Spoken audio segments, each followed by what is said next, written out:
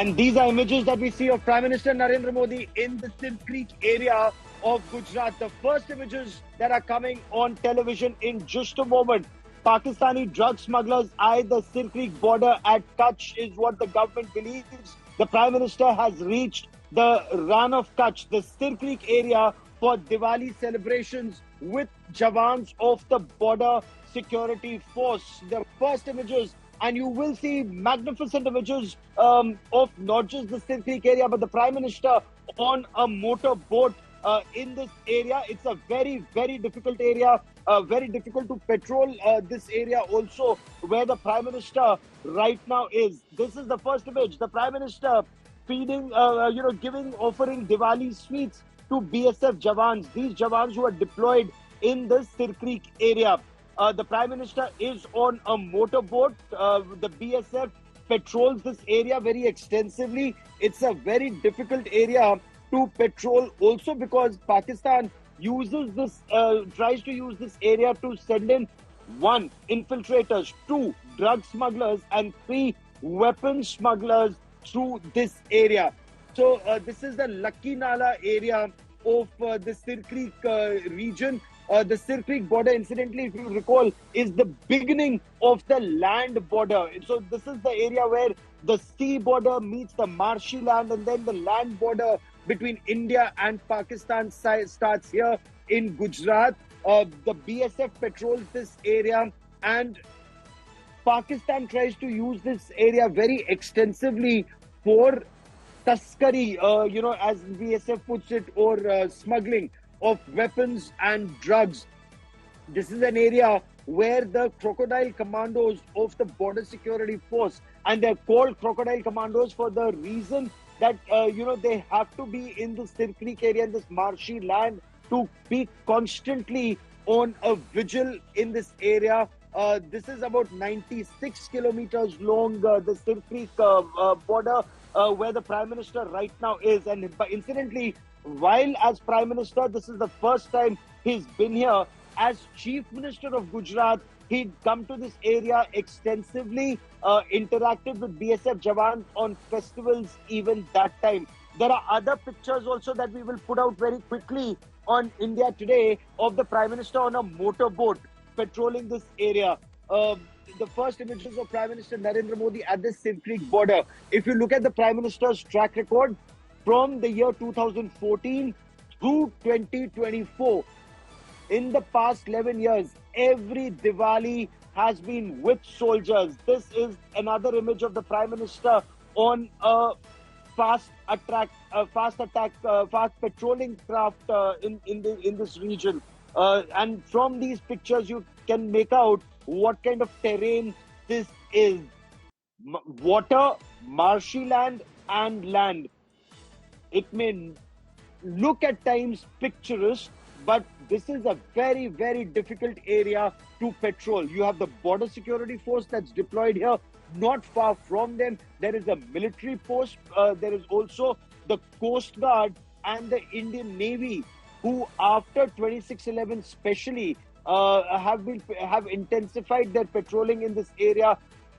The smugglers, especially fishermen, in the garb of fishermen, and Pakistani fishermen also try and come to this area. 1, to basically figure out how much can they come in. What is the kind of response that either the BSF or the Coast Guard may have in this area, and 2, try to fish in these waters. Now, these are Indian territorial waters, so constantly they are pushed back. Very, very significant points the Prime Minister also made earlier when he was in Kevadia at the Statue of Unity, where India, he led the nation in paying respects to the Iron Man of India, the first Home Minister of independent India, Sardar Vallabhbhai Patel, also known as Bardoli Ka Bail, for the farmer agitation that he had led, the critical role that he played in uniting our country in one bond. The Prime Minister made a very significant point on Article 370 in Gujarat, where the Prime Minister very clearly said Article 370 is a thing of the past. It's been buried forever. there is no way that Article 370 can be revived. And he said, we've demolished Article 370 in Jammu and Kashmir. It's one of the most significant contributions of the Narendra Modi government in the history of this country, the demolition, as he put it, of Article 370. And Article 370, he said, has been buried forever. It can never be revived, not by anyone. Point one. Point two, he also spoke of the quest for uniform civil code. He said that will help end prejudice. Uniform civil code, again, is something the government is moving forward in that direction. So the Prime Minister spending Diwali 2024 with Jawans of the Border Security Force. He's done that in the past with soldiers of the Indian Army. He's done that with soldiers of the Indo-Tibetan Border Police. He's done that with soldiers in Jammu and Kashmir, in Uttarakhand, in Himachal Pradesh, at the Punjab border, at the Rajasthan border, at multiple borders. The Prime Minister has spent time with those who guard our country, with those who protect our country against all odds. While you and I, and we are very lucky that we spend our festivals with our families, whether it's Holi or Diwali. But when you look at our braves, they are constantly 24/7, 365 days a year, protecting our borders from a terror state in the west and an expansionist state to the east. And there is a point where the expansionist state and the terror state virtually can meet in Ladakh. And that's the point where right now disengagement has taken place at Depsang and Demchok, but tensions remain high. It's an area of cold peace between India and China at the India-Tibet border, at the India-China line of actual control. So very, very clearly, if we were to talk about all our borders, one more image of Prime Minister Narendra Modi you see here at the Ran of Kachchh, and the Prime Minister celebrating Diwali with soldiers at the front lines. This is the Prime Minister's 11th Deepavali, 11th Deepavali with the soldiers at the borders.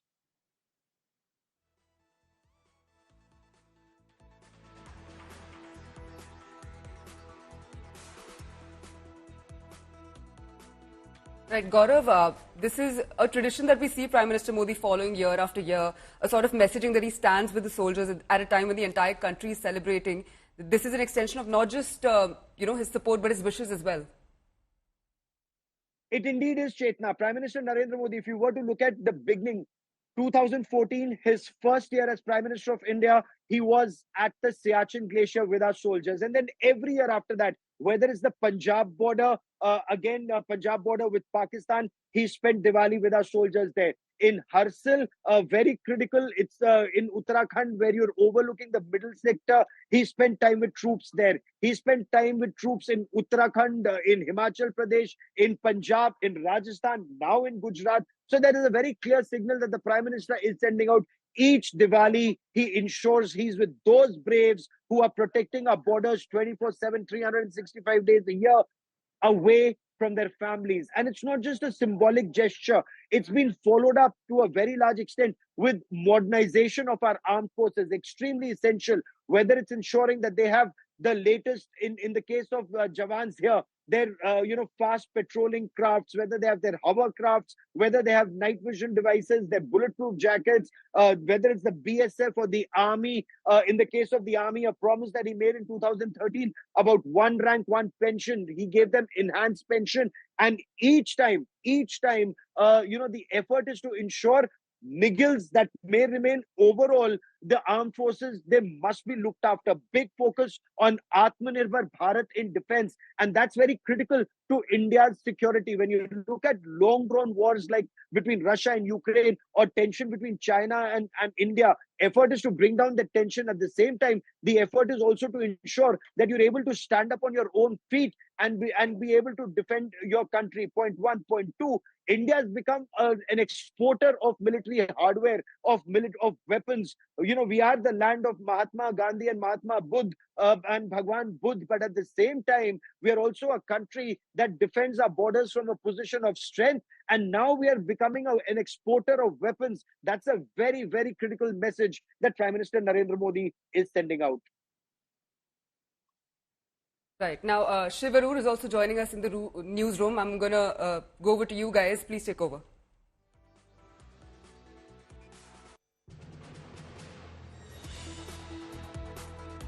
Shiv Arur will also join us on this broadcast. But when you look at the situation on ground, the images that you see of Prime Minister Narendra Modi at the Sir Creek border, I want to tell our viewers this border is extremely, extremely crucial for our country. While we talk about the 1965 India-Pakistan war, Sir Creek was the area where Pakistan actually began its infiltration push. This is an area where Pakistan incidentally had shot down one of our aircraft. And we're talking about 1965.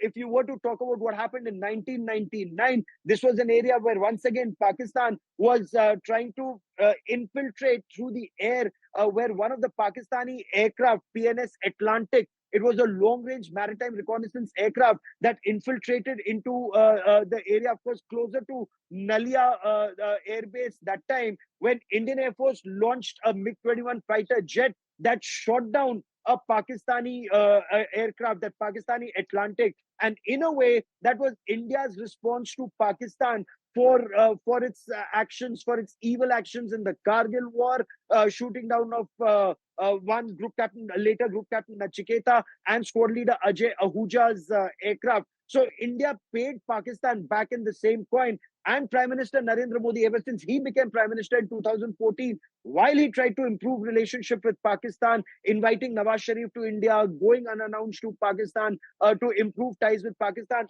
subsequently, especially after the Pulwama terror attack, launched multiple fighter jets into Pakistan to destroy that Pakistani terror base at Balakot. So that was a very, very significant message. India wants peace, but will not hesitate to bomb terror bases in Pakistan to better defend our country. And if you look at the security scenario all over, look at the decade between 2004 and 14, or decades in the past, and the decade between 2014, especially the half a decade between 2019 and 2024, the security scenario has witnessed a sea change, with India better protected post Balakot from Pakistan state-sponsored radical Islamist terror. A message to our Jawans: be more aggressive at the borders, ensure that you're able to protect our borders better. Chetna. Right. Gaurav, give us more details of the significance of this visit, exactly where it is. If you were to talk about these borders, the Sir Creek area, this is the beginning of the land border, if I may. And India has a huge land border with Pakistan, and multiple kinds of land borders. The Sir Creek area is about 96 kilometers.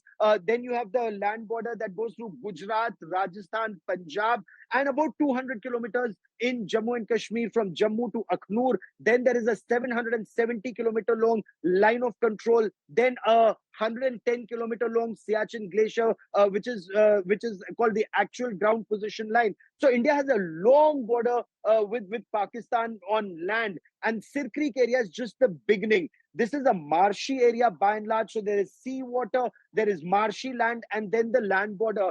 And the creek keeps changing its course. So this is where there is a dispute on the border, and Pakistan takes advantage of that to send in drugs, guns, smuggling through that area. Often tries to push terrorists through that area. So this area has to be very well protected. It's a very difficult area to protect. And this is where the Border Security Force has its crocodile commandos, it has its land forces, and it has a maritime wing that protects this 96-kilometer long belt. While then you have, of course, the Coast Guard in the sea, in the Arabian Sea, and then, of course, the Indian Navy.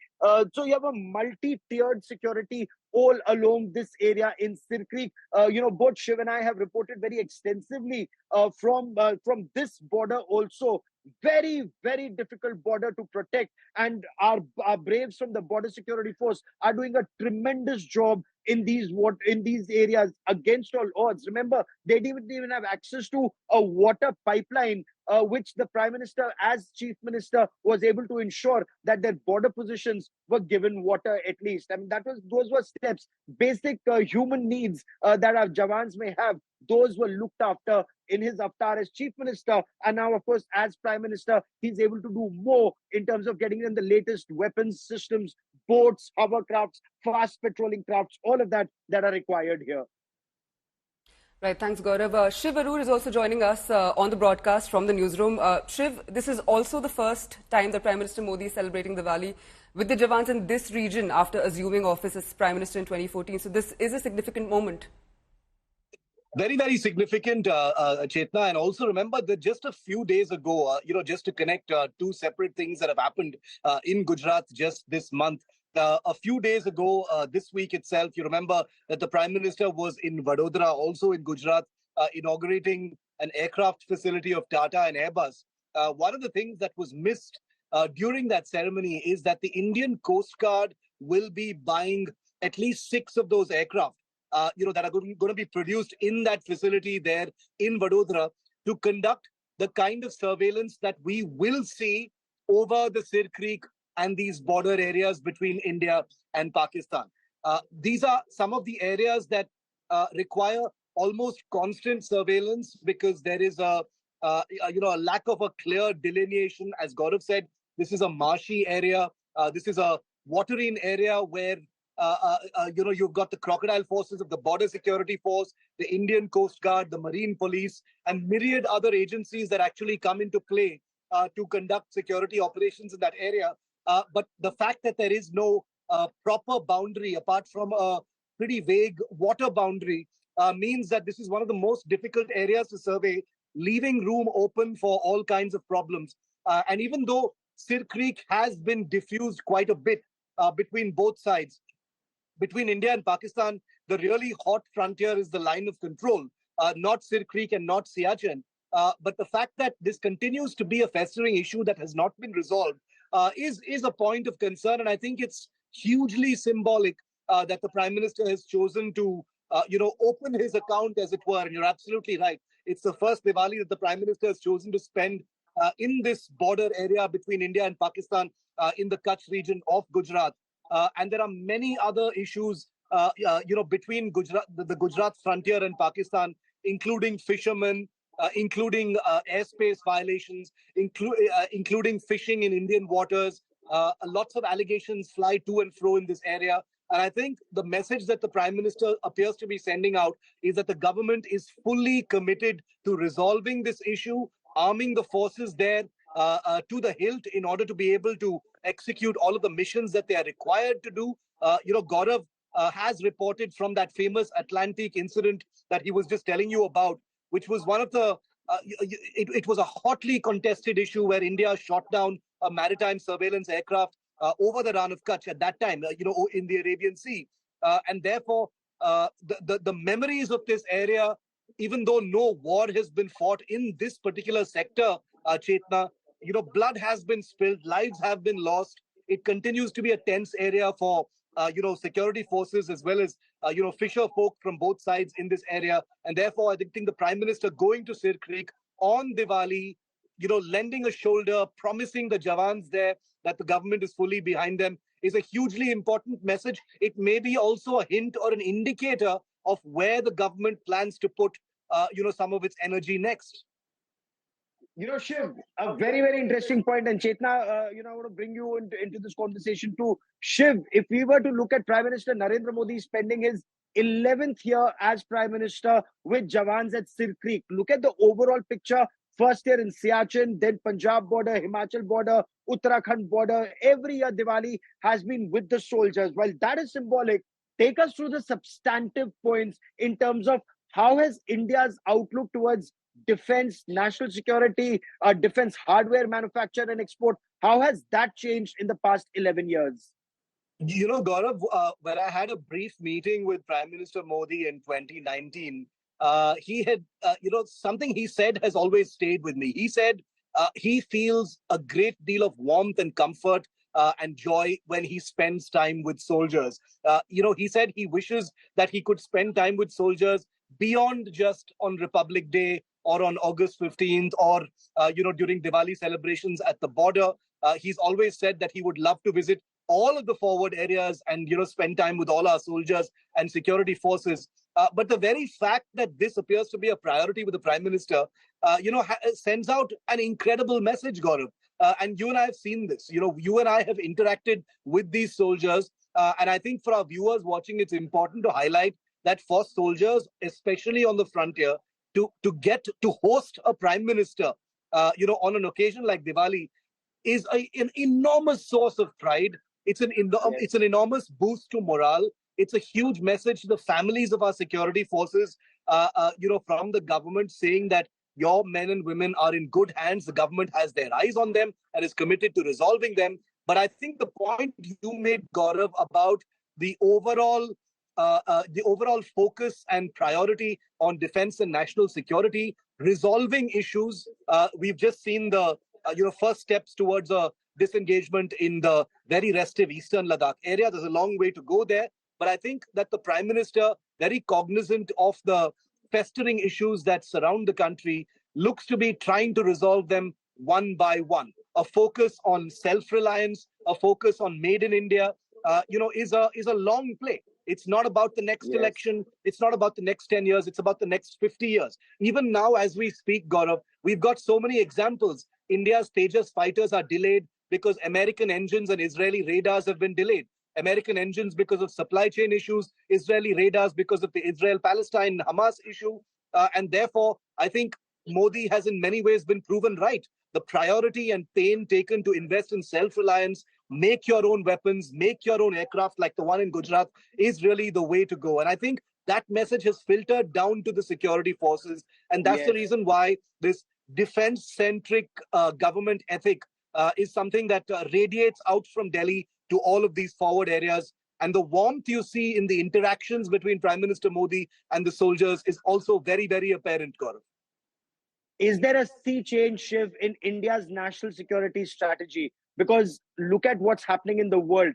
The Russia-Ukraine war, people thought it would last a week, a fortnight, a month, maybe a couple of months. It's been on for 2.5 years, almost 3 years and a couple of months. And it just goes on to show that wars could be endless, not short and sharp anymore, as many people had envisaged. Point one, point two. The Israel-Hamas conflict, Israel's wider conflict with Hamas, Hezbollah, Houthis, that just goes on to show supply chains could be impacted. And three, the countries could be your friends today. They could start sulking tomorrow and put restrictions. We've suffered after Pokhran tests. Our entire Sea Harrier and Sea King fleet was grounded when America and England put restrictions on us post Pokhran.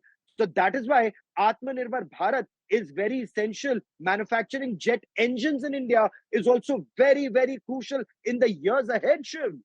No, you make an extremely crucial point about autonomy and independence, Gaurav. And I think no year has, emphasized the priority being given to independence of foreign policy and self-reliance than perhaps 2024 has.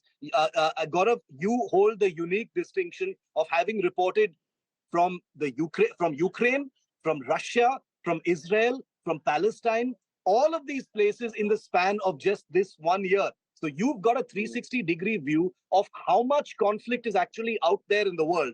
Now juxtapose that with what has happened this year, Gaurav, and we have a situation where while territorial wars, terrible wars, very, very destructive wars are being fought in at least 3 areas of the world, you've got the Chinese bearing down on Taiwan at this point of time. Amidst all of this, the Modi government has been able to force the Chinese to disengage in Demchok and Depsang. We acknowledge that this is a very, very small first step. It is a very, very not something to be exuberant about or celebrate, but amidst a world at war, to be able to actually lower tensions, lower temperatures, sends out a huge message. And also, it also tells the world that Modi's repeated message that this is an era of peace, not war, makes it clear that these are not just words. These are not just hollow words. These are real. This is a real ethic radiating out from the Indian government. So I think it's really important for the world to acknowledge at this point of time that this is not a cosmetic policy. These are not just words uttered at UN General Assembly or bilateral meetings. You've reported on the Prime Minister meeting with Zelensky, with Xi Jinping, with Putin, and all of the others, Gaurav. Very soon, when Modi and Biden meet, or after the elections, whoever the next president is, you'll be there to report that as well. The independence of Indian foreign policy, underscored by the words of this being an era of peace, not war, I think is very, very clear, very, very indicative in the actions that have taken place in just the last 6 months. And Shiv, the image of the Prime Minister right now at Kachchh, it just goes on to show that we need strong security. We need strong armed forces. We need strong internal security forces. The Prime Minister has praised the Border Security Force for its excellent surveillance of that area. The Prime Minister is celebrating Diwali with Jawans at the border, and he's praised the Border Security Force. It's an excellent force that has performed itself very, very well, whether it's at the Rajasthan border, the Gujarat border, here. Very big role it now has at the India-Bangladesh border, with a very, very hostile situation that's emerging in Bangladesh. So right now, the Prime Minister, he's talking about how the BSF performs a very difficult task in adverse situation. The Prime Minister wanted the Jawans to describe the situation that they are in. Look at this. This is that fast patrolling craft that the Border Security Force has acquired. The Prime Minister is now talking to a young company commander, an assistant commandant of the Border Security Force, about and that's the maritime wing. Let's try and listen in. Okay, so we'll wait for audio on that clip.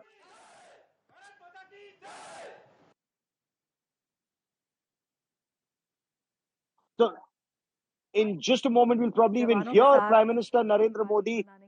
Jawans extremely excited, Shiv, when the Prime Minister is with Jawans, as he offers them mithai and actually feeds them. This is more than symbolism. It's a very big message that goes out to our soldiers, whether of Central Armed Police Forces, paramilitary forces, or the army.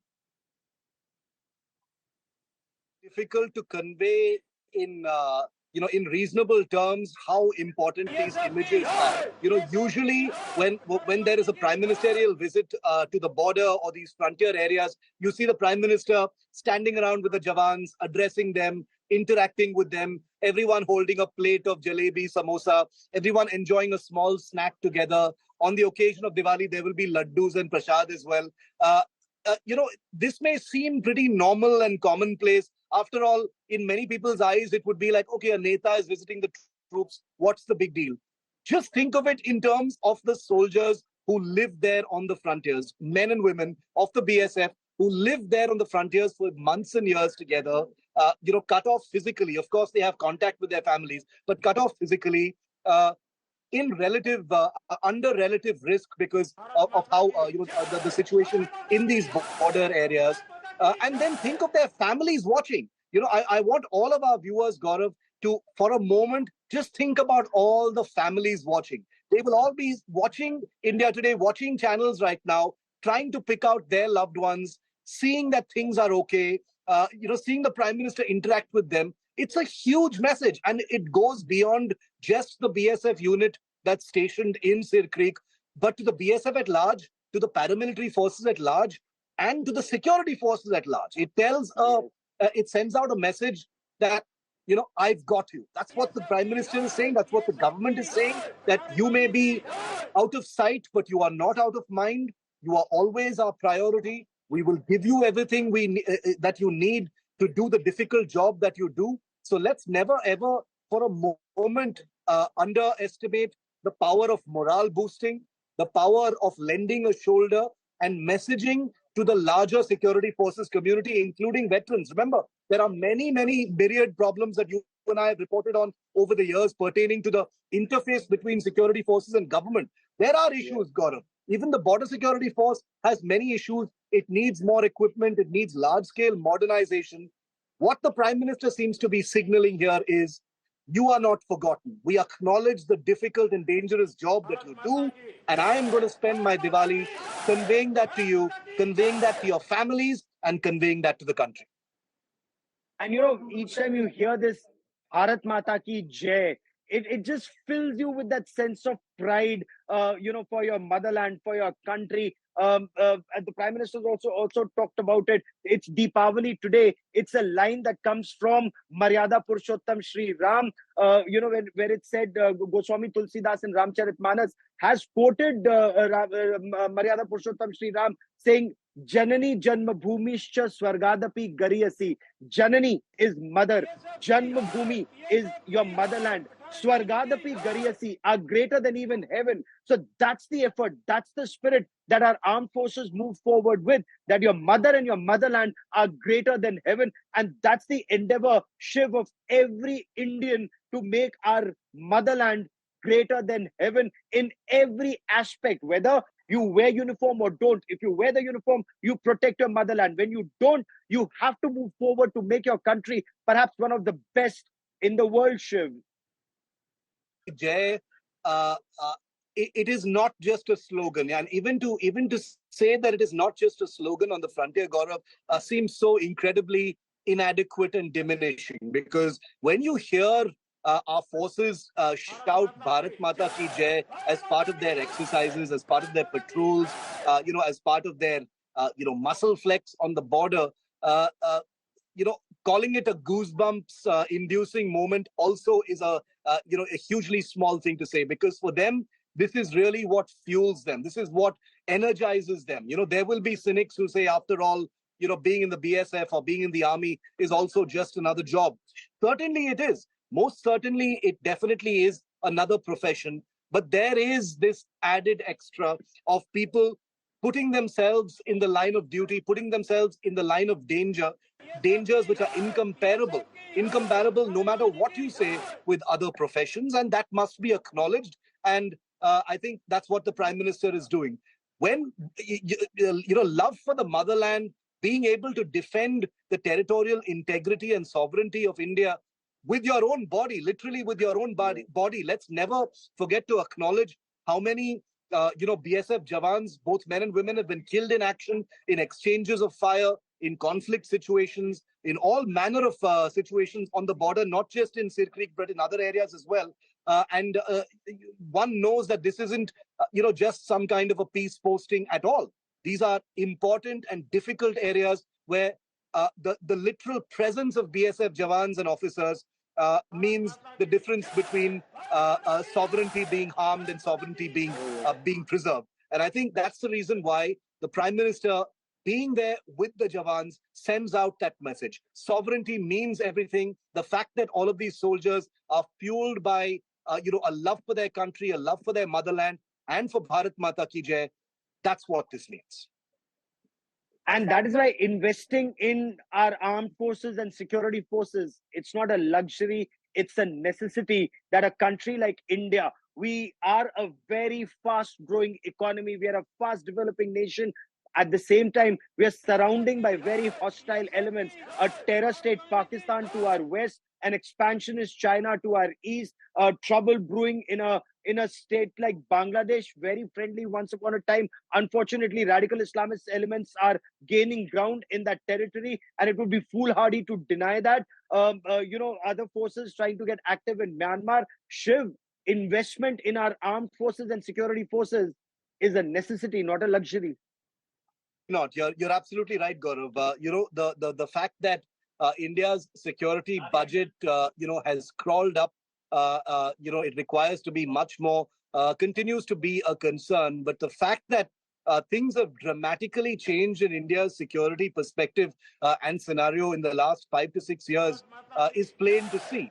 A war-like situation with China, the situation in Bangladesh right now, the continuing issue of infiltration from both Bangladesh and Pakistan, issues as far as ocean security are concerned with Sri Lanka, the diplomatic issues with Maldives. All of these present, a 360-degree, security a security challenge for the country. And this is not even to mention the internal security challenges, that we face from Naxals, from ISIS sleeper cells, and an ISI that is awake 24/7 to try and manipulate things in the country. Even now, we're seeing, the so-called pro-Khalistani jokers in Canada attempting to, inflate their sense of importance by, claiming to be responsible for things happening in the country at this point of time. But I think what this really means is that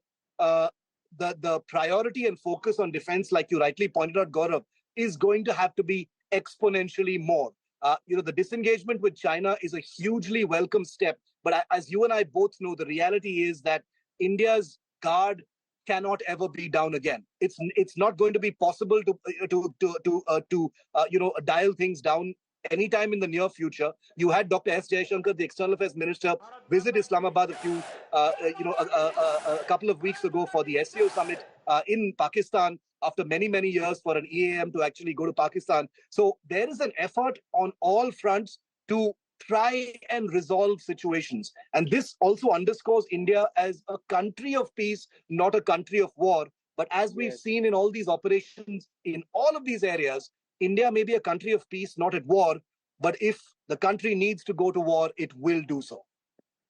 You're absolutely right, Shiv. And look at the scenario all around us, surrounded by hostile powers, hostile elements within our country, echoing sentiments of countries that are hostile to us. A country like Canada, a country like the United States of America. United States of America, one of our strongest allies, close partnership with the United States of America. And yet there are elements within the United States of America that would rather support Canada on a wrong issue, like a terrorist like Nijjar or a terror supporter like Gurpatwant Singh Pannu, and talk down to India instead of having, India telling them repeatedly, you sort out such elements. All of that is very essential. And that is why you need to be militarily strong, economically strong, and socially very cohesive within the country, because there are elements that will try to have fissures in your country. The so-called students' revolution in Bangladesh. There are countries that have tried this in the past. There are countries that will try this in the future.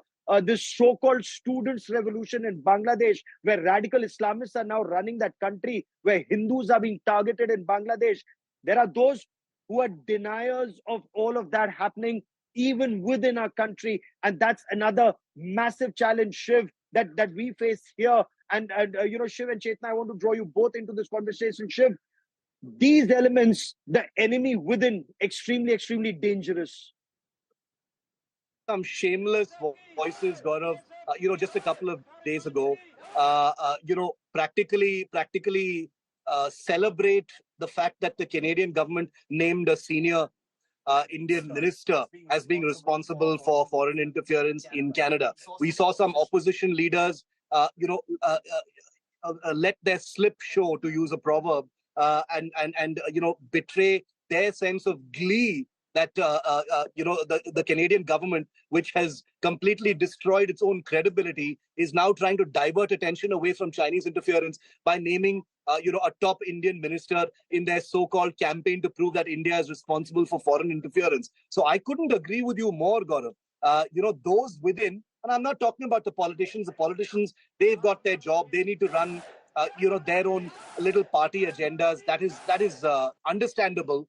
But the enemy within, as you put it, are those who question only one way, are selective about, who they really question others for their selectivity, selectively fact check based on what their persuasions are, welcome attacks on India from foreign entities as if it is some kind of an international validation or justification of their own, myopic domestic politics. All of these things are very much part of a democracy. I don't think we should worry so much about them. But I think you're right when you say that when it comes to those looking to undermine India from within, internal enemies, that's something that needs to be taken very seriously. because there are foreign elements who want to exploit these powers within. Look at what's happening in Bangladesh. There were foreign powers that got very active in Bangladesh. There are these powers that get active across the region, and not just one single power. You could have a country that will try and influence elections in Maldives and ensure that there is trouble created for us. There are elements who will try this in Sri Lanka. There are elements who will try this in Bangladesh. So overall, there are wider games at play, wider geostrategic games at play, and India is in a way quite like Abhimanyu in the Battle of Mahabharat, where you have 7 hostile, generals taking him on, and yet India went into that action. But then Abhimanyu for valor and going into that operation, but perhaps like Arjun, ensuring that you come out victorious. Yes, there are costs to pay. Yes, there are consequences.